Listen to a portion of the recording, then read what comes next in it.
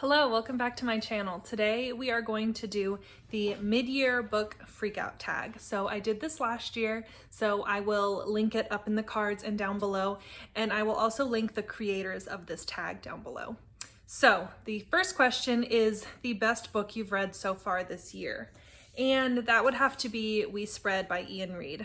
This is a social horror, I believe is the term, but basically it is written in very short chapters with very like a lot of space, and almost written in, not written in verse, but it's a little stream of consciousness. And it's about a woman whose name is Penny. And I think part of the reason that I attached this so much is because my mother's name is Penny, but Penny is living in an assisted care home after her husband dies, and there's some strange things going on, and she's not sure if she can trust her memory or if there's something more sinister going on with the staff at this care home.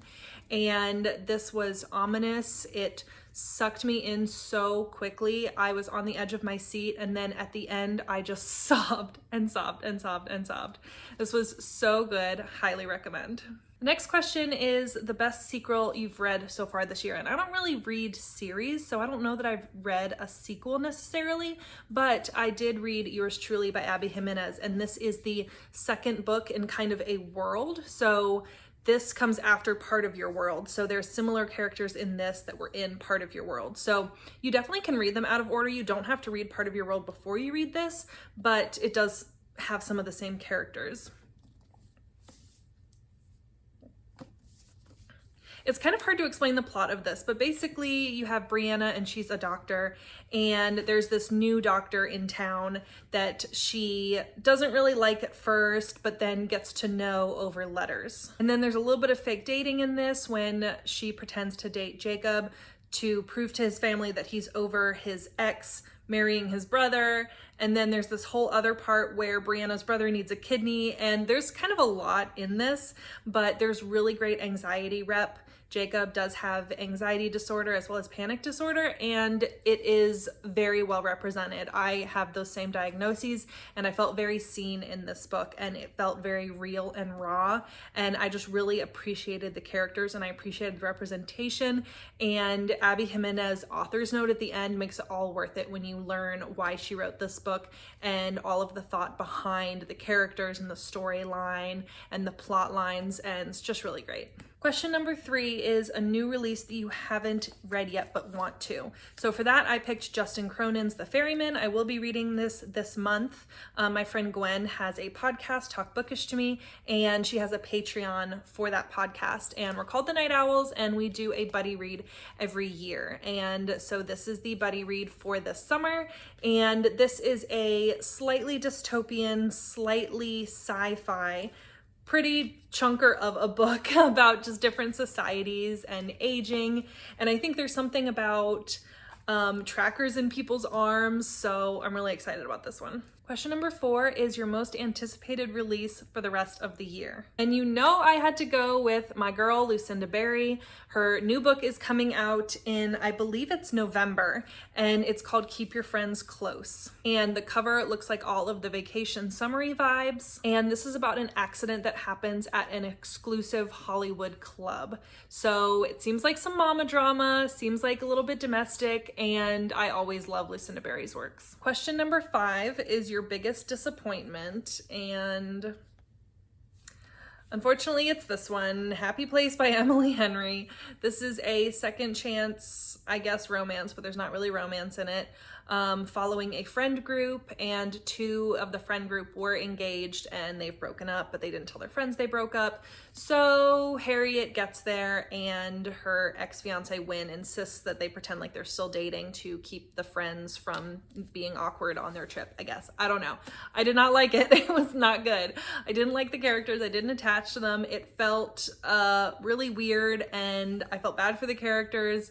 I have talked this enough. If you want to hear more of my thoughts, go watch my romance reading vlog where I dig into all of the reasons that I didn't like this. Question number 6 is biggest surprise, and for that I picked The Housemaid by Frida McFadden. I thought I would like this, but I thought it was just going to be your typical run-of-the-mill domestic thriller, but it really, really impressed me. Is it fantastic writing? No. Is it a insane twist that I've never ever seen before? No, but it was fun. It was fast paced. It kept moving, and it was just a breath of fresh air with some of the other thrillers that I had read before this. So essentially this follows a woman who becomes a housemaid for this family, and the wife is doing some things to like sabotage. Like she'll lie to her and say, oh, I didn't tell you to do that. I didn't tell you to pick up my child from school. Oh, I can't find the mustard, so I pulled everything out of the fridge and now you get to put it away. And she gets a flirtation with the husband, and the child's a little bit creepy. And this is similar to some other thrillers that I read, but it definitely had some different aspects to it that were just fun and just enjoyable. And I'm pretty sure I read this in like 24 hours. And I do plan on picking up the next book in this kind of series, but I've heard it's not as good. So definitely recommend this one. Question number 7 is favorite new to you author. So for that, I'm going with Amy Leah, who wrote Set on You and then X's and O's. I read this in February for the X's and O's readathon, and then I just read this last month. And these are in the same world. These two girls are sisters, and these are just fun. I mean, I gave them both 3 stars, but I like Amy Leah's writing. It's fun. The storylines are different. They have kind of good morals and values at the end. There's good character development for the most part, more so in this one than this one. And they're just easy and they're funny. I definitely laughed. They're modern. So I definitely will continue to read what Amy Leah puts out. Even though these were only 3 stars, I like the writing style. So, and I'm interested to see who will be the next person that gets a book in this world. Number 8 is your newest fictional crush. And for this, I am going back to Yours Truly by Abby Jimenez. Jacob in this book he's a doctor. He is really working through his anxiety. He likes to write letters. He has a dog. He is just all around a great guy, and he is so sweet and so relatable. And he reminds me a little bit of my own significant other, so I think that's part of it too, but definitely a fictional crush of mine. Question number 9 is newest favorite character, and for that I picked the dog Leica from The Last Word by Taylor Adams. So this follows Emma, who is house sitting, and she writes a really bad review of a book that she read, and she posts it, and the author says, hey, can you take it down? And she's like, no, I'm not going to. And he's like, well, you really need to, and kind of starts pestering her, and she's like, I'm not taking that review down. And then he starts stalking her. So, but she has a dog, Leica, who is a golden retriever and so funny. And you know how, if you have a dog, you'll understand this. You know how you kind of give a voice to your dog, and sometimes you'll kind of talk as if it was your dog talking? Don't tell me you don't do that, because I know you do if you have a dog. And so you almost hear Leica's thoughts, and it's almost like Leica is talking in this, and it's, you know, kind of Emma and what Emma imagines Leica saying. But Leica is definitely a big part of the plot, and so fun and fast paced, and I really liked this book, and I really liked a lot of the characters. The characters were really dynamic. The characters that were supposed to be cringy were like really cringy. The characters that were supposed to be lovable were pretty lovable. So, including the dog. Question number 10 is a book that made you cry. I bawled.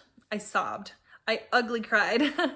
I did a vlog reading this. I read some of my friends' favorite books of last year, and so I will link that vlog if you want to see me ugly cry in my car about the ending of this book. Question number 11 is a book that made you happy, and for that I picked The Neighbor Favor by Christina Forrest. I read this at the beach, so that might have something to do with it, but this is about a woman who gets catfished essentially by an author of one of her favorite books, and then she learns that that author is also her neighbor. And so this is really fun. It is set in New York, so it has some of those New York vibes. It has some of the publishing world vibes, almost publishing meets The Devil Wears Prada. It was just super fun, super enjoyable. I flew through it, and it just made me happy. Question number 12 is the most beautiful book that you've bought this year. And for that, I have What My Bones Know by Stephanie Fu.